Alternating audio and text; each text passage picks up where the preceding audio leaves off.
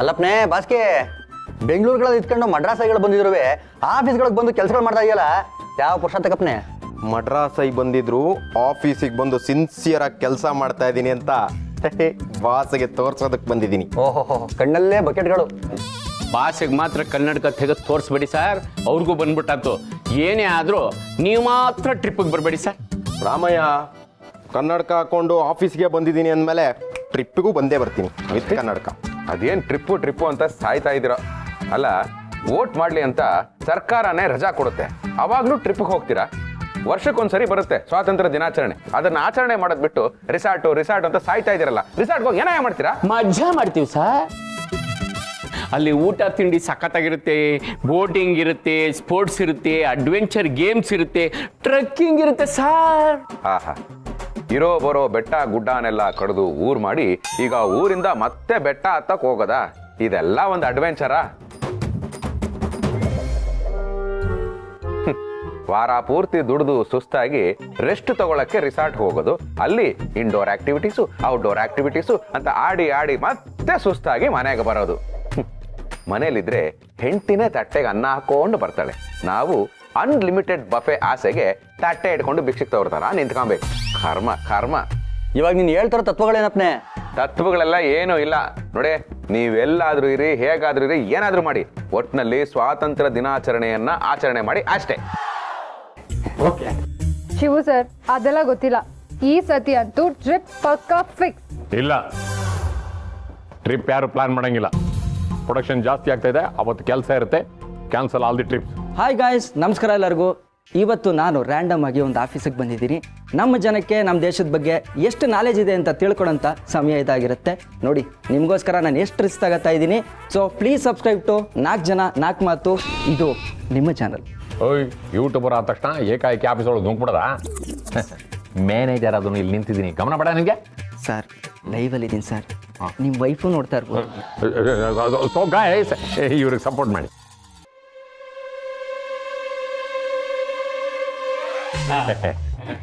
So ಹಾಗಿದ್ರೆ ನಮ್ಮ ದೇಶಕ್ಕೆ ಸ್ವಾತಂತ್ರ್ಯ ಬಂದಿದ್ದು ಯಾವ ವರ್ಷದಲ್ಲಿ? ಅದು 1917 ತಿಂಗಳು 1950ಗಳು. ಓಕೆ, ನೆಕ್ಸ್ಟ್ ಕ್ವಶನ್ ಕೇಳ್ತೀನಿ. ಸಿಪಾಯಿ ದಂಗೆ ಯಾವ ವರ್ಷದಲ್ಲಾಯ್ತು? 1996. ನಮ್ ರವಿಚಂದ್ರನ್ ಸರ್ ಆಕ್ಟಿಂಗ್ ಸೂಪರ್. ಏ ರಾಮಯ್ಯ, ಅವ್ರು ಕೇಳ್ತಾ ಇರೋದು ಸಿಪಾಯಿ ದಂಗೆ ಬಗ್ಗೆ, ಸಿಪಾಯಿ ಪಿಕ್ಚರ್ ಬಗ್ಗೆ ಅಲ್ಲ. ಓಕೆ, ನೆಕ್ಸ್ಟ್ ಕ್ವಶನ್ ಕೇಳ್ತೀನಿ. ಸ್ವಾತಂತ್ರ್ಯಕ್ಕಾಗಿ ಪ್ರಾಣ ಕೊಟ್ಟಂತ 3 ಫ್ರೀಡಮ್ ಫೈಟರ್ಸ್ ಹೆಸರುಗಳನ್ನ ಹೇಳಿ.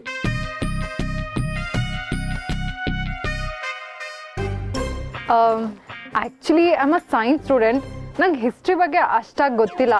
ನಮಗೆ ಗೊತ್ತಿರೋದು ಏನೇ ಇದ್ರು sin theta, cos theta, tan theta ಇಷ್ಟೇ. Okay, time up. ಇವಾಗ ನೆಕ್ಸ್ಟ್ ಕ್ವಶನ್ ಕೇಳ್ತೀನಿ. ನಮ್ಮ ರಾಷ್ಟ್ರಗೀತೆಯನ್ನ ಬರೆದವ್ರು ಯಾರು? ಅದು ಇಂಡಿಯಾದರೆ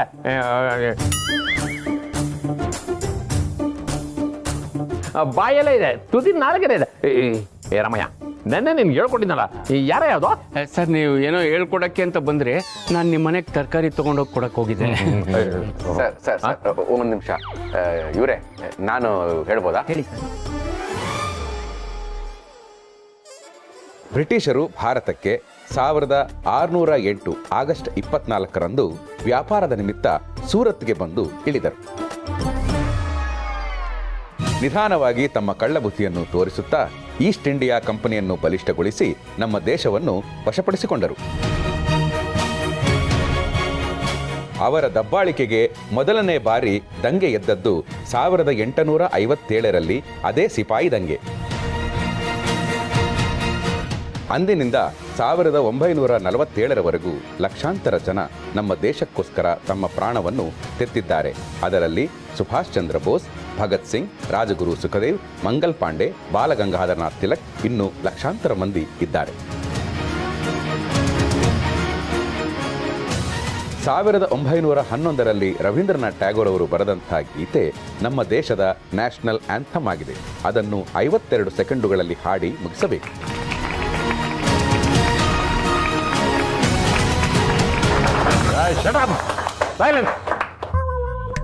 ಲೈವ್ ಮುಗೀತಲ್ವಾ? ಹೋಗಿ ಹೋಗಿ ಹೋಗಿ, ಏನು ನೋಡ್ತೀರಾ? ಕೆಲಸ ಮಾಡ್ರಿ. Sir super sir, super sir. ಏನ್ ಸೂಪರೋ ಏನೋ ರಾಮಯ್ಯ ಹೇಳ್ಬಿಟ್ಟು ಹೋದ್ರಲ್ಲ, ಸ್ವಾತಂತ್ರ್ಯದ ದಿನ ಕೂಡ ನೀವು ಕೆಲಸ ಮಾಡಬೇಕು ಅಂತ. ನಮ್ಮ ಹಿರಿಯರು ಬ್ರಿಟಿಷರಿಂದ ಸ್ವಾತಂತ್ರ್ಯ ಪಡೆಯೋದಕ್ಕೆ ಎಷ್ಟು ಕಷ್ಟಪಟ್ಟಿದ್ದಾರೆ. ಆದರೆ ಇವತ್ತಿನ ದಿವಸ ಸ್ವತಂತ್ರ ಭಾರತದಲ್ಲಿ ಅತಂತ್ರ ಪ್ರಜೆಗಳಾಗಿ ಬದುಕ್ತಾ ಇರೋದು ಕಂಪನಿಗಳಲ್ಲಿ ಕೆಲಸ ಮಾಡ್ತಾ ಇರೋ ನಮ್ಮಂಥ ಲೋ ಲೆವೆಲ್ ಎಂಪ್ಲಾಯೀಸ್. ಬ್ರಿಟಿಷರು ಎಲ್ಲೂ ಹೋಗಿಲ್ಲ ರಾಮಯ್ಯ. ಮಲ್ಟಿ ನ್ಯಾಷನಲ್ ಕಂಪ್ನಿ ಹೆಸರಲ್ಲಿ ನಮ್ಮಂಥವ್ರನ್ನ ಪಲ್ಟಿ ಓಡಿಸಿ ಗುಲಾಮರನ್ನಾಗಿ ಇಟ್ಕೊಂಡಿದ್ದಾರೆ. ಅದರಿಂದ ಸ್ವಾತಂತ್ರ್ಯ ದಿನಾಚರಣೆ ದಿವಸನಾದರೂ ಸ್ವತಂತ್ರ ಸಿಗುತ್ತೆ ಅಂತ ಎಕ್ಸ್ಪೆಕ್ಟ್ ಮಾಡಿದ್ವಿ. ಅದಕ್ಕೂ ಕಲ್ಲು ಹಾಕ್ಬಿಟ್ಟು ಹೋದ್ರು ನಮ್ಮ ಮ್ಯಾನೇಜರ್ ಸಾರು. ಈ ದೇಶದಲ್ಲಿ ಸ್ವಾತಂತ್ರ್ಯ ಬಯಸೋದಕ್ಕೂ ಸ್ವಾತಂತ್ರ್ಯ ಇಲ್ಲ.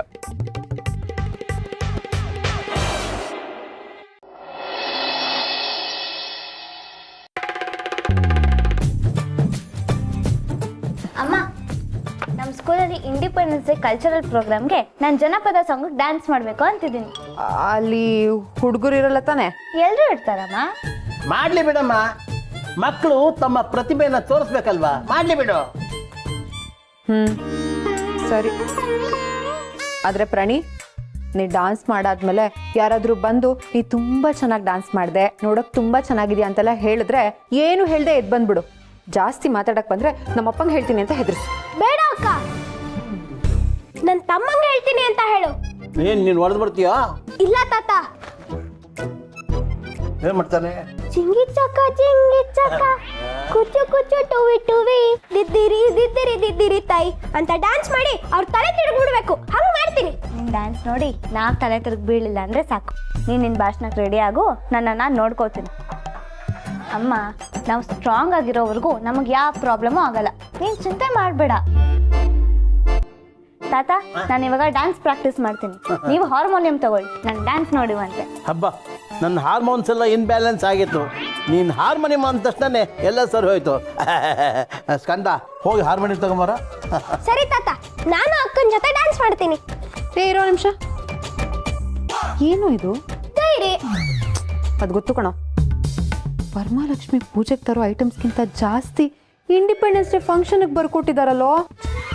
ಈಗಿನ ಕಾಲದಲ್ಲಿ ಸ್ಕೂಲ್ ಫೀಸ್ಗಿಂತ ಅದು ಇದು ಖರ್ಚುಗಳೇ ಜಾಸ್ತಿ ಆಗೋಗಿದೆ. ನಾಳೆ ಎಲ್ಲರೂ ಸ್ವಾತಂತ್ರ್ಯ ದಿನಾಚರಣೆ ಅಂತ ಸಂಭ್ರಮದಲ್ಲಿದ್ದಾರೆ. ಆದರೆ ನಮ್ಮಂಥ ಗೃಹಿಣಿಯರಿಗೆ ಸ್ವಾತಂತ್ರ್ಯನೇ ಇಲ್ಲ. ಗಾಂಧಿ ತಾತ, ನೀವು ನಮಗೂ ಸ್ವಾತಂತ್ರ್ಯ ಕೊಡಿಸ್ಬೇಕಿತ್ತು. ಸ್ವಾತಂತ್ರ್ಯ ತಾನೆ, ನಾನು ಕೊಡಿಸ್ತೀನಿ ಬಿಡಮ್ಮ. ಡ್ಯಾನ್ಸ್ ಮಾಡ್ಬಿಟ್ಟು ಕೊಡಿಸ್ತೀನಿ. ಇರೋ ಬಂದೆ.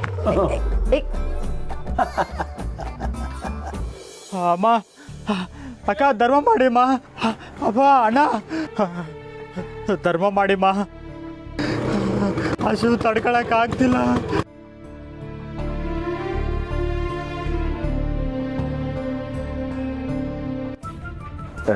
ಏನಪ್ಪ ತುಂಬ ಹಸುವಾಗ್ತಿದ್ಯಾ? ನಿನಗೆ ಕೊಡಕ್ಕೆ ನನ್ನ ಹತ್ರ ಕಾಸಿಲ್ಲ. ಹಾಂ ಇರು. ನನ್ನ ಹೆಂಡ್ತಿ ಮಧ್ಯಾಹ್ನ ತಿನ್ನೋಕ್ಕೆ ಅಂತ ಹಣ್ಣು ಕೊಟ್ಟಿದ್ಲು. ಹಾಂ ತಗೊಳಪ್ಪ. ಏನು ಇದ್ದಂಗಿದೆಯಲ್ಲ. ಓಹೋ, ನನ್ನ ಫ್ರೆಂಡ್ ಮಗಳದು ಬರ್ತಡೇ ಅಂತ ಚಾಕ್ಲೇಟ್ ಕೊಟ್ಟಿದ್ರು. ನನ್ನ ಮಗನಿಗೆ ತೊಗೊಂಡೋಗೋಣ ಅಂತ ಇಟ್ಕೊಂಡಿದ್ದೆ. ಇರಲಿ ಪರವಾಗಿಲ್ಲ, ಹಸ್ದವ್ರಿಗೆ ಕೊಡೋದೇ ಕರೆಕ್ಟು. ಅಲ್ಲಪ್ಪ, ಎಲ್ಲ ಬಿಟ್ಟು ಇಲ್ಲಾಕಪ್ಪ ಕೂತ್ಕೊಂಡಿದ್ಯಾ? ಹಾರ್ಮೋನಿಯ ಕೂರಕ್ಕೆ ನಾನೇನು ರಾಜನ? ಒಂದು ತುತ್ತು ಅನ್ನಕ್ಕೂ ತಿರುಪೆ ಎತ್ತೋ ನಮ್ಮಂಥ ಭಿಕ್ಷುಕರು ಇಂಥ ಜಾಗದಲ್ಲಿ ಬಿಟ್ರೆ ಇನ್ನೆಲ್ಲಿ ತಾನೇ ಕೂರಕ್ಕೆ ಸಾಧ್ಯ ಸರ್? ಏನೂ ಇಲ್ಲದೆ ಇರೋರಿಗೆ ಆ ಭಗವಂತ ಇರ್ತಾನಂತೆ. ಅದಕ್ಕೆ ಅವನ ಕಣ್ಣಿಗೆ ಕಾಣೋ ಥರನೇ ಕೂತಿದ್ದೀನಿ. ಒಂದು ವೇಳೆ ಅವನೇನಾದರೂ ನಿಜವಾಗ್ಲೂ ಕಂಡುಬಿಟ್ರೆ ಮೊದಲು ಅವನ ಕಣ್ಣಿಗೆ ನಾನೇ ಕಾಣಿಸ್ತೀನಲ್ಲ, ಅದಕ್ಕೆ ಇಲ್ಲೇ ಕೂತಿದ್ದೀನಿ ಸರ್. ನಿನ್ನ ಲಾಜಿಕ್ಕು ಚೆನ್ನಾಗಿದೆಯಪ್ಪ, ಆದರೆ ದೇವಸ್ಥಾನದ ಮುಂದೆ ಯಾಕೆ ಕೂತಿದ್ಯಾ ಅಂತ ನಾನು ಕೇಳಲಿಲ್ಲಪ್ಪ. ಮೊದಲೇ ಚಳಿ, ಮಳೆ ಬೇರೆ ಬರೋ ಹಾಗಿದೆ, ಇಂಥ ಓಪನ್ ಸ್ಪೇಸಲ್ಲಿ ಕೂತಿದ್ಯಲ್ಲ ಅಂತ ಕೇಳಿದ್ದು. ಕಾಲಕ್ಕೆ ಮಳೆ ಬೆಳೆ ಆಗೋದಕ್ಕೆ ಒಳ್ಳೆ ಮನಸ್ಸಿರೋ ಮನುಷ್ಯರೇ ಕಾರಣ ಅಂತಾರೆ. ಇವಾಗ ನಿಮ್ಮನ್ನು ನೋಡ್ತಿದ್ರೆ ನನ್ಗೆ ಹಾಗೇ ಅನಿಸ್ತಿದೆ ಸರ್. ನನ್ನನ್ನು ನೋಡಿದ್ರೆ ಒಳ್ಳೆ ಮನಸ್ಸಿರೋ ಮನುಷ್ಯನ ಥರ ಕಾಣಿಸ್ತೀನೇನಪ್ಪ ನಿನಗೆ? ಬರೀ ಒಳ್ಳೆ ಮನುಷ್ಯ ಅಷ್ಟೇ ಅಲ್ಲ ಸರ್, ನಿಮ್ಮೊಳಗೆ ದೇವರೇ ಕಾಣಿಸ್ತಿದ್ದಾನೆ ನನಗೆ. ಅಷ್ಟು ದೊಡ್ಡ ಮಾತೆಲ್ಲ ಯಾಕಪ್ಪ ಹೇಳ್ತೀಯ? ಭಗವಂತ ನನ್ನೊಳಗೆ ಮಾತ್ರ ಅಲ್ಲ, ಎಲ್ಲರೊಳಗೂ ಇದ್ದಾನೆ, ನಿನ್ನೊಳಗೂ ಇದ್ದಾನೆ. ಹಂಗಲ್ಲ ಸರ್, ಒಂದೆರಡು ರೂಪಾಯಿ ಹಾಕ್ಬಿಟ್ಟು ಚಪ್ಪಲಿ ನೋಡ್ಕೊ ಅಂತೇಳಿ ದೇವಸ್ಥಾನಕ್ಕೆ ಹೋಗಿ ಕೈ ಮುಗಿತಾರಲ್ಲ, ಆಗ್ಲೂ ಇವನೆಲ್ಲಿ ಚಪ್ಪಲಿ ಕತ್ಕೊಂಡು ಹೋಗ್ಬಿಡ್ತಾನೆ ಅಂತ ನೋಡೋ ಜನ ಇರೋ ಈ ಕಾಲದಲ್ಲಿ ಮಳೆಗಾಲ ಬೇರೆ ಕಡೆ ಹೋಗಿ ಕೂರೋದಲ್ವಾ ಅಂತ ನನ್ನ ಬಗ್ಗೆ ವಿಚಾರಿಸ್ತಿದ್ದೀರಲ್ಲ. ನಿಮ್ಮೊಳಗೆ ಸರ್, ನಿಮ್ಮೊಳಗೆ ನಿಜವಾದ ಭಗವಂತ ಕೂತಿದ್ದಾನೆ. ತುಂಬ ದೊಡ್ಡ ಮಾತಾಡ್ತಾ ಇದೆಯಪ್ಪ. ನಿನಗೆ ಬೇರೆ ಏನಾದ್ರು ತಂದ್ಕೊಡ್ಲಾ? ನೀರೇನಾದ್ರು ಬೇಕಿತ್ತಾ? ಅಯ್ಯೋ ಬೇಡ ಸರ್, ಬೇಡ. ನನ್ನಂಥವ್ರ ಹತ್ರ ನಿಮ್ಮಂಥವ್ರು ಪ್ರೀತಿಯಿಂದ ಮಾತಾಡೋದೇ ದೊಡ್ಡದು. ಅಂಥದ್ರಲ್ಲಿ ತಿನ್ನಕ್ಕೆ ಹಣ್ಣು ತಂದ್ಕೊಟ್ಟು ಕುಡಿಯಕ್ಕೆ ನೀರು ತರ್ತೀನಂದ್ರಲ್ಲ, ಅಷ್ಟು ಸಾಕು.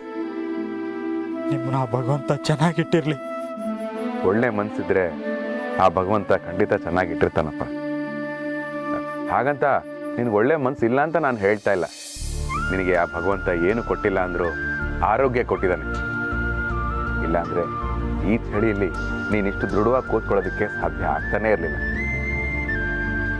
ಎಷ್ಟೋ ಜನ ಶ್ರೀಮಂತರಿಗೆ ಕೊಳ್ಳೆ ಹೊಡೆಯೋಷ್ಟು ಹಣ ಕೊಟ್ಟಿರ್ತಾನೆ, ಆಹಾರನೂ ಕೊಟ್ಟಿರ್ತಾನೆ, ಆದರೆ ತಿನ್ನೋಕ್ಕೆ ಆರೋಗ್ಯನೇ ಕೊಟ್ಟಿರಲ್ಲ.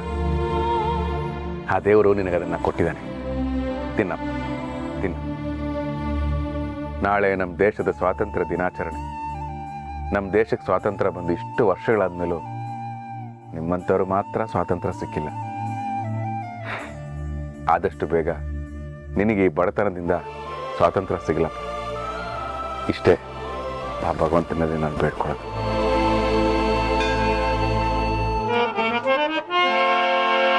ಹರ ನಮ ಪಾರ್ವತಿ ಪದೇ, ಹರ ಹರ ಮಹಾದೇವ. ಮಧ್ಯಮ ಪಾಂಡವನಾದ ಪಾರ್ಥನು ಸಹೋದರನಾದ ಧರ್ಮರಾಯ ದ್ರೌಪದಿಯ ಸಂಯೋಗವನ್ನು ಕಂಡು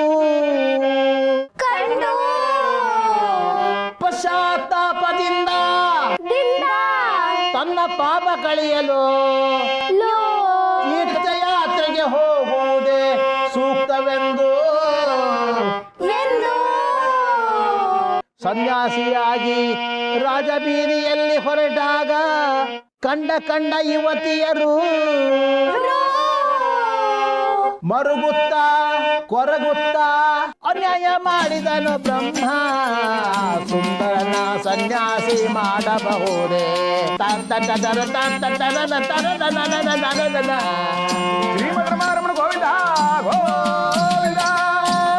ಏನಪ್ಪ ಭಜನಾ ಮಂಡಳಿ ನೃತ್ಯ ಸಮಾರಾಧನೆ ಎಲ್ಲ ಜೋರಾಗಿ ನಡೀತಾ ಇದೆ. ಬಾರಪ್ಪ ಸನ್ಯಾಸಿ ಸುಂದರ. ಆಹಾ, ಆ ಕಡೆ ನನ್ನ ಹೆಂಡತಿ, ಈ ಕಡೆ ನನ್ನ ಮಕ್ಕಳು, ಒಂದ್ ಕಡೆ ನನ್ನನ್ನೇ ಸನ್ಯಾಸಿ ಅಂತಿದ್ಯಲ್ಲಪ್ಪ ನೀನು. ಓ ಕೇಳ್ರಿ ಇಲ್ಲಿ, ನಾಳೆ ಮಕ್ಕಳು ಸ್ವಾತಂತ್ರ್ಯ ದಿನಾಚರಣೆ ಫಂಕ್ಷನ್ಗೆ ಡಾನ್ಸ್ ಮಾಡ್ಬೇಕಂತೆ, ಅದಕ್ಕೆ ಕಲ್ತ್ಕೋತಾ ಇದ್ದಾರೆ. ಓಹೋ, ನೋಡಿದ್ಯಾ, ನನಗೆ ಡ್ಯಾನ್ಸ್ ಮಾಡೋ ಮಕ್ಳಿದ್ದಾರೆ. ನೀನ್ ನೋಡಿದ್ರೆ ನನ್ನನ್ನೇ ಸನ್ಯಾಸಿ ಅಂತ ಇದೆಯಲ್ಲ. ಮಿಡ್ಲ್ ಕ್ಲಾಸ್ ಕಂಡಂದ್ರು ಸಂಸಾರಿ ಆಗಿದ್ರು ಸನ್ಯಾಸಿ ಇದ್ದ ಹಾಗೇನೆ. ಅವ್ರಿಗೆ ಕೆಲ್ಸದ ಬಗ್ಗೆ ಬಿಟ್ಟು ಬೇರೆ ಯಾವ್ದ್ರ ಬಗ್ಗೆನೂ ಆಸೆ ಆಸಕ್ತಿ ಎರಡೂ ಇರಲ್ಲ. ಅದು ಸರಿ. ಭಿಕ್ಷಕನಿಗೆ 10 ರೂಪಾಯಿ ಹಾಕೋಕ್ಕೂ ಯೋಗ್ಯತೆ ಇಲ್ದಿರೋನು ತರಾ ಸನ್ಯಾಸಿನೇ. ಅಪ್ಪ ನೀನು ಬಡ ಸನ್ಯಾಸಿ ಅಲ್ಲ, ಫೇಮಸ್ ಸನ್ಯಾಸಿ. ಫೇಮಸ್ ಸನ್ಯಾಸಿನ ಹೇಳಕ್ಕೆ ಒಂಥರ ಚೆನ್ನಾಗಿದೆ. ಯಾಕೋ ಹಾಗೆ ಹೇಳ್ತಾ ಇದ್ಯಾ? ಹ್ಞೂ ಅಪ್ಪ, ನಿನಗೆ ಗೊತ್ತಲ್ವಾ, ನೀನು ಸೋಷಿಯಲ್ ಮೀಡಿಯಾದಲ್ಲಿ ಫುಲ್ ವೈರಲ್ ಆಗ್ಬಿಟ್ಟಿದ್ಯಾ. ವೈರಲ್ಲ? ಕರೆಂಟ್ ವೈರಲ್ಲ, ಇಲ್ಲ ಬಟ್ಟೆ ಒಣಗಾಕೋ ವೈರಲ್ಲ? ಅಯ್ಯೋ ಅಪ್ಪ, ನಿಂಗೆ ಸೋಷಿಯಲ್ ಮೀಡಿಯಾ ಬಗ್ಗೆ ಒಂಚೂರು ಗೊತ್ತಿಲ್ಲ ಅನ್ಸುತ್ತೆ. ಇರು ತೋರಿಸ್ತೀನಿ, ತಗೋ. ಹೇಯ್, ನಾನು ಬ್ರಿಟಿಷರು ಭಾರತಕ್ಕೆ 1608 ಸೂರತ್ಗೆ ಬಂದು ಇಳಿದರು. ಓಹ್, ಪರವಾಗಿಲ್ಲ, ಸುಮಾರಾಗೆ ಕಾಣಿಸ್ತಾ ಇದ್ದೀನಿ. ಬ್ರಿಟಿಷರು ಎಲ್ಲೂ ಹೋಗಿಲ್ಲ ರಾಮಯ್ಯ. ಮಲ್ಟಿ ನ್ಯಾಷನಲ್ ಕಂಪ್ನಿ ಹೆಸರಲ್ಲಿ ನಮ್ಮಂತವ್ರನ್ನ ಪಲ್ಟಿ ಓಡಿಸಿ ಗುಲಾಮರನ್ನಾಗಿ ಇಟ್ಕೊಂಡಿದ್ದಾರೆ. ಅದರಿಂದ ಸ್ವಾತಂತ್ರ್ಯ ದಿನಾಚರಣೆ ದಿವಸನಾದ್ರೂ ಸ್ವತಂತ್ರ ಸಿಗುತ್ತೆ ಅಂತ ಎಕ್ಸ್ಪೆಕ್ಟ್ ಮಾಡಿದ್ವಿ. ಅದಕ್ಕೂ ಕಲ್ ಹಾಕ್ಬಿಟ್ಟು ಹೋದ್ರು ನಮ್ಮ ಮ್ಯಾನೇಜರ್ ಸಾರು. ಗಿರಿ, ನಾನು ಗ್ಲಾಮರ್ ಆಗಿದ್ದೀನಿ ಅಲ್ವಾ? ನೋಟಿ ಚೆನ್ನಾಗಿದೆ. ಮಕ್ಕಳ, ಇದರಿಂದ ನಮ್ಗೇನಾದ್ರು ದುಡ್ಡು ಕಾಸು ಬರುತ್ತಾ? ಸರೋಯ್ತು, ಯಾವಾಗ್ಲೂ ದುಡ್ಡು ಕಾಸಲ್ಲೇ ಇರ್ತೀರಲ್ರಿ ನೀವು. ಏನ್ ಮಾಡೋದು ಗಿರಿ, ಸ್ವತಂತ್ರ ಬಂದು ಇಷ್ಟು ವರ್ಷ ಆದ್ರೂ ನಮ್ಮ ಮಿಡಲ್ ಕ್ಲಾಸ್ ಹೋರಾಟ ಮಾತ್ರ ಇನ್ನೂ ನಿಂತಿಲ್ಲ. ಆಗೆಲ್ಲ ಬ್ರಿಟಿಷರೇ ಭಾರತ ಬಿಟ್ಟು ತೊಲಗಿ ಅಂತಿದ್ರು. ಈಗ ಬಡತನವೇ ಭಾರತ ಬಿಟ್ಟು ತೊಲಗು ಅಂತ ಇದ್ದೀವಿ. ಗಾಂಧಿ ತಾತ ಉಪ್ಪಿನ ಸತ್ಯಾಗ್ರಹ ಮಾಡಿದ ಹಾಗೆ ನಾವು ಬಡತನದಲ್ಲಿ ಹುಟ್ಟಿದ್ದಕ್ಕೆ ತಪ್ಪಿನ ಸತ್ಯಾಗ್ರಹ ಮಾಡಬೇಕು ಅನ್ಸುತ್ತೆ. ಗಂಡಂದ್ರು ಆಫೀಸಲ್ಲಿ ಬಂದು, ಹೆಂಡತಿಯರು ಅಡುಗೆ ಮನೆಯಲ್ಲಿ ಬಂದು. ನಮಗೆಲ್ಲ ಯಾವಾಗ ಸ್ವಾತಂತ್ರ್ಯ ಸಿಗುತ್ತೋ ಏನೋ. ನಾವು ಸ್ಕೂಲಲ್ಲಿ ಬಂದಿ ಆಗಿದ್ದೀವಿ ಅಲ್ವಾ ಅಪ್ಪ? ಏಯ್ ಸುಮ್ಮನಿರೋ. ಸ್ಕೂಲಲ್ಲಿ ಬಂದೇ ಆದ್ರೇನೆ ನಮ್ಮ ಎಲ್ಲ ಸಮಸ್ಯೆಗಳಿಗೆ ಸ್ವಾತಂತ್ರ್ಯ ಸಿಗೋದು. ಎಜುಕೇಶನ್ ಅನ್ನೋದು ನಿಜವಾದ ಸ್ವಾತಂತ್ರ್ಯ ಅಲ್ವಾ ಅಪ್ಪ? ಆಹಾ ಆಹಾ, ಮುತ್ತಿನಂಥ ಮಾತು ನೋಡ್ದಾನೆಯ. ನನ್ನ ಮೊಮ್ಮಗಳಿಗೆ ಎಲ್ಲ ನನ್ನ ಸಂಸ್ಕಾರ ಬಂದಿದೆ. ಅದೇ ನೋಡು ನಿನ್ನ ಮಗ ನಿನ್ನ ಹಾಗೆ ತಲಹರಟೆ, ಉಡಾಳ ಉಡಾಳ. ಅದ್ರ ಬಗ್ಗೆ ನನಗೆ ಹೆಮ್ಮೆ ಇದೆ. ಮಕ್ಕಳು ಅಂದ್ರೆ ಹಾಗೆ ಇರಬೇಕಪ್ಪ.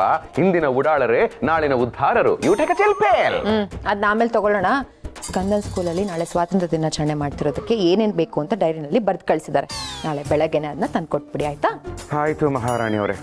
ಸ್ವಾತಂತ್ರ್ಯ ದಿನಾಚರಣೆಗೆ ಕೆಲವರು ಏನು ಬೇಕು ಅಂತ ಬರೆದು ಕಳಿಸ್ತಾರೆ, ಇನ್ನು ಕೆಲವರು ಕೇಳಿ ಪಡ್ಕೊಳ್ತಾರೆ. ಆದ್ರೆ ನಿನಗೋಸ್ಕರ ಇಂಥದ್ದು ಬೇಕು ಅಂತ ಯಾವತ್ತೂ ಕೇಳಿಲ್ಲ. ನಿನಗೇನು ಬೇಕು ಗಿರಿ? ಸ್ವಾತಂತ್ರ್ಯ ಒಂದಿನ ಮನೆ ಕೆಲ್ಸದಿಂದ ನಂಗೆ ಸ್ವಾತಂತ್ರ್ಯ ಬೇಕು ರೀ. ದಿನ ರಜೆ ಕೊಡ್ರಿ. ಆಹಾ ಗಿರಿ, ನೀವು ಹೆಣ್ಮಕ್ಳು ಮಾಡೋ ಕೆಲಸ ರಜಾನೇ ಇಲ್ದಿರೋ ಕೆಲಸ. ಎಮರ್ಜೆನ್ಸಿ ಸರ್ವಿಸ್ ಅನ್ಸ್ಕೊಂಡಿರೋ ಪೊಲೀಸು, ಫೈರು, ಆಸ್ಪತ್ರೆ ಈ ಡಿಪಾರ್ಟ್ಮೆಂಟಲ್ಲೂ ಕೂಡ ಹೇಳಿದ್ರೆ ರಜಾ ಕೊಡ್ತಾರೆ. ಆದರೆ ನಿಮಗೆ ಆ ಭಾಗ್ಯನೂ ಇಲ್ಲ. ಬಟ್ ಡೋಂಟ್ ವರಿ, ನಾಳೆ ನನಗೆ ರಜಾ ಇದೆ. ನೀನು ಮಾಡೋ ಎಲ್ಲ ಕೆಲಸಗಳನ್ನು ನಾನೇ ಮಾಡ್ತೀನಿ. ಹಾಗಾಗಿ ನಾಳೆ ನಿನಗೆ ಫುಲ್ಲು ರಜಾ ಕೊಡ್ತಾ ಇದ್ದೀನಿ. ಇದು ನಾನು ನಿನಗೆ ಕೊಡ್ತಾ ಇರೋ ಮಾತು. ಸರಿ ರೀ. ವಾಣಿ? ಓ ಬೇಕರಿ ವಾಣಿ ಮತ್ಸ್ಯ ಬಂದ ಕಾರಣ? ಸೊಪ್ಪಣ, ನಮ್ಮ ಏರಿಯಾದಾಗ ನಾಳೆ ಎಲ್ಲರೂ ಅವ್ರವ್ರ ಮನೆ ಮೇಲೆ ರಾಷ್ಟ್ರಧ್ವಜ ಹಾರಿಸ್ಬೇಕಂತ್ರಿ. ನಮ್ಮ ಏರಿಯಾದ ಅಧ್ಯಕ್ಷ ಅಕ್ಕವ್ರು ಆರ್ಡರ್ ಮಾಡ್ಯಾರ್ರಿ. ಆಹಾ, ಇದಕ್ಕಿಂತ ಸೌಭಾಗ್ಯ, ಇದಕ್ಕಿಂತ ಹೆಮ್ಮೆ ಇನ್ನೊಂದಿದ್ಯಾ? ಮನೆ ಮನೆಯಲ್ಲೂ ತಿರಂಗ. ಸೂಪರ್, ಖಂಡಿತ ಮಾಡೋಣ. ಅಪ್ಪ ಕಚೇರಿ ಪ್ರಾರಂಭಿಸೋ.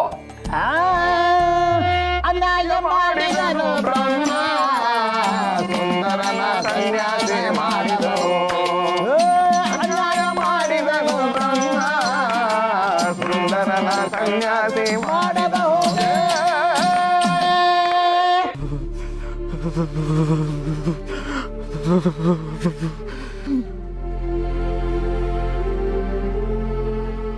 ಏನಪ್ಪ ಮತ್ತೆ ಇಲ್ಲೇ ಕೂತಿದ್ಯಲ್ಲಪ್ಪ? ಚಳಿ ಜಾಸ್ತಿ, ಥಂಡಿ ಗಾಳಿ ಬೇರೆ. ಬೇರೆ ಎಲ್ಲರೂ ಕೂತ್ಕೊಂತ ಹೇಳದ್ನಲ್ಲ. ಮತ್ತೆಲ್ಲೋ ಕೂಡ್ಲೆ ಸರ್? ಅಲ್ಲ, ಯಾವ್ದಾದ್ರು ಮರದ ಕೆಳಗೋ. ಮರದ ಕೆಳಗೆ ಬೇಡ, ಸಿಡ್ಲು ಹೊಡೆದ್ರೆ ತೊಂದರೆ ಆಗುತ್ತೆ. ಅಲ್ಲಪ್ಪ, ಯಾರ್ದಾದ್ರು ಮನೆ ಕಾಂಪೌಂಡ್ ಒಳಗೆ ಕೂತ್ಕೋಬೋದಲ್ಲಪ್ಪ ಹೋಗಿ. ಯಾರ್ದಾದ್ರೂ ಮನೆ ಮುಂದೆ ಕೂರಕ್ ಹೋದ್ರೆ ಅವ್ರ ಬಾಯಲ್ಲಿ ಬರೋ ಮೊದಲನೇ ಮಾತೆ ಹೇ ಮುಂದಕ್ಕೆ ಹೋಗಪ್ಪ ಅಂತ. ಅಲ್ಲಪ್ಪ, ಯಾವ್ದಾದ್ರು ಹೋಟ್ಲ್ ಹತ್ರನೋ ಇಲ್ಲ ಬೇಕ್ರಿ ಕೆಳಗೋ ಕೂತ್ಕೋಬೋದಲ್ಲ. ಅಟ್ಲೀಸ್ಟ್ ಮಳೆ ಬರ್ದೇ ಇರೋ ಥರ ಶೀಟ್ ಆದರೂ ಹಾಕಿರ್ತಾರೆ. ಅಲ್ಲೋದ್ರೆ ನಿನ್ನ ಮುಖ ನೋಡಿದ್ರೆ ಬರೋ ಗಿರಾಕಿನೂ ಬರಲ್ಲ. ಮೊದಲು ಇಲ್ಲಿಂದ ಜಾಗ ಖಾಲಿ ಮಾಡು ಅಂತ ಹೊಡೆದು ಕಳಿಸ್ತಾರೆ ಸಾರ್. ಹೊಡಿತಾರ? ಫುಟ್ಪಾತ್ ಮೇಲೆ ಹೋಗಿ ಕೂತ್ರೆ ಪೊಲೀಸರು ಬಂದು ಹೊಡಿತಾರೆ. ಪಾರ್ಕಲ್ಲಿ ಹೋಗಿ ಕೂತ್ರೆ ಇವನು ಯಾರೋ ಕಳ್ಳ ಅಂತ ಹೊಡಿತಾರೆ. ಬಸ್ ಸ್ಟ್ಯಾಂಡಲ್ಲಿ ಹೋಗಿ ಕೂತ್ರೆ ಹೋಗೋ ಬರೋ ಹೆಣ್ಮಕ್ಳಿಗೆ ಇವನೇನಾದರೂ ಮಾಡಿಬಿಡ್ತಾನೇನೋ ಅಂತ ಕಂಡವರೆಲ್ಲ ಹೊಡೆದಾಕ್ತಾರೆ ಸ್ವಾಮಿ. ಅದಕ್ಕೆ ಎಲ್ಲ ನೋಡಿ ಇಲ್ಲಿ ಬಂದು ಕೂತಿದ್ದೀನಿ. ಇಲ್ಲೇ ಆದರೆ ದೇವ್ರ ಭಯ, ಯಾರು ಮುಟ್ಟಲ್ಲ. ಹಸುವಾಗ್ತಿದೇನಪ್ಪ? ನೀವು ಕಟ್ಟು ಹಣ್ಣು ತಿಂದಿದ್ದೀನಿ, ಚಾಕ್ಲೇಟ್ ಹಂಗೆ ಇಟ್ಕೊಂಡಿದ್ದೀನಿ. ಸದ್ಯಕ್ಕೇನು ಹಸುವಿಲ್ಲ. ಆದರೆ ದುಡ್ಡೇನಾದರೂ ಬೇಕಿತ್ತೇನಪ್ಪ? ಇಲ್ಲ ಸರ್, ತುಂಬ ಚಳಿ ಆಗ್ತಾ ಇದೆ. ಮಳೆ ಏನಾದರೂ ಬಂದರೆ ತುಂಬ ಕಷ್ಟ ಆಗೋಗುತ್ತೆ. ಅದಕ್ಕೆ ನಿಮಗೇನು ಬೇಜಾರಿಲ್ಲ ಅಂದರೆ ನಿಮ್ಮ ಹತ್ರ ಇರೋ ಯಾವುದಾದ್ರೂ ಹಳೆ ಸ್ವೆಟ್ರು, ಕಂಬಳಿನೋ ಇದ್ದರೆ ತಂದ್ಕೊಡಿ ಸರ್. ಅದ್ರ ಜೊತೆಗೆ ಪ್ಲಾಸ್ಟಿಕ್ ಕವರ್ ಇದ್ರೂ ತೊಗೊಂಬನ್ನಿ ಸರ್. ಮಳೆ ಬಂದಾಗ ತಲೆ ಮೇಲೆ ಉಜ್ಕೋತೀನಿ. ಮಳೆ ನೀರು ತುಂಬ ಹೊತ್ತು ತಲೆ ಮೇಲೆ ಬಿದ್ದರೆ ಸುತ್ತಿಗೆ ಹೊಡೆದಂಗೆ ಆಗುತ್ತೆ ಸರ್. ಸರಿ ಕಣಪ್ಪ, ನನ್ನ ಹತ್ರ ಹಳೆ ಸ್ವೆಟ್ರು, ಶಾಲು ಎಲ್ಲ ಇರ್ಬೋದು. ನೋಡ್ಬಿಟ್ಟು ತಂದ್ಕೊಡ್ತೀನಿ. ಜೊತೆಗೆ ನಿನಗೊಂದು ಛತ್ರಿನೂ ತಂದ್ಕೊಡ್ತೀನಿ. ಸರಿ ಸರ್. ಆದ್ರೆ ಈಗ ಆಗಲ್ಲ, ಮನೆಗೆ ದಿನಸಿ ತರಕ್ಕೆ ಹೋಗ್ತಾ ಇದ್ದೀನಿ. ತಗೊಂಬಂದು ಮನೆಗೆ ಕೊಟ್ಬಿಟ್ಟು ಆಮೇಲೆ ನಿನಗೆ ತಂದ್ಕೊಡ್ತೀನಿ, ಸರಿನಾ? ನಿಜವಾಗ್ಲೂ ತಂದ್ಕೊಡ್ತೀರಾ ಸರ್? ನಿಜವಾಗ್ಲೂ ತಂದ್ಕೊಡ್ತೀನಪ್ಪ, ಅದರಲ್ಲೇನಿದೆ. ಅಲ್ಲ ಮಾತು ಕೊಟ್ಟು ಮೋಸ ಮಾಡೋದಕ್ಕೆ ನನ್ನನ್ನು ರಾಜಕಾರಣಿನ? ಹಾಗಾದ್ರೆ ಮಾತು ಕೊಡಿ ಸರ್, ಮಾತು ಕೊಡಿ ಸರ್.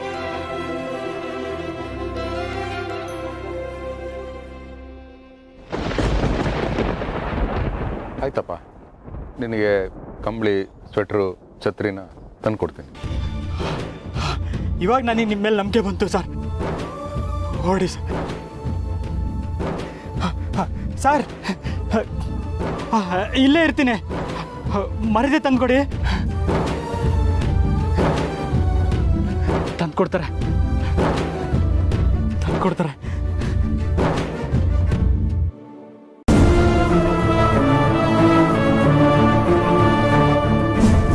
ಭಾರತ್ ಮಾತಾ ಕೇ ಜೈ! ಭಾರತ್ ಮಾತಾ ಕೇ ಜೈ! ಭಾರತ್ ಮಾತಾ ಕೇ ಜೈ! ಬಂಧು ಬಾಂಧವರೆಲ್ಲರಿಗೂ ಧನ್ಯವಾದಗಳು. ಜಂಬೂ ದ್ವೀಪೆ ಭರತ ಖಂಡೆ, ಕರ್ನಾಟಕ ರಾಜ್ಯ ಬೆಂಗಳೂರು ನಗರೇ ಶಂಕರಪುರೆ, ಇಲ್ಲಿನ ಶಿವಕೃಪಾ ಸಿದ್ಧಲಿಂಗೇಶ್ವರ ಮಿಠಾಯಿ ಅಂಗಡಿ ಹಾಗೂ ಸಮಸ್ತ ವಠಾರದ ಬಂಧು ಬಾಂಧವರೆಲ್ಲರೂ ಸೇರಿ ನಮ್ಮ ಭಾರತ ದೇಶದ ತ್ರಿವರ್ಣ ಧ್ವಜವನ್ನು ಬಹಳ ದೇಶಭಕ್ತಿಯಿಂದ ಶ್ರದ್ಧಾ ಭಕ್ತಿಯಿಂದ ಹಾರಿಸಿದ್ದೇವೆ ಎಂದು ಹೇಳಲು ಬಹಳ ಹೆಮ್ಮೆಯಾಗುತ್ತಿದೆ.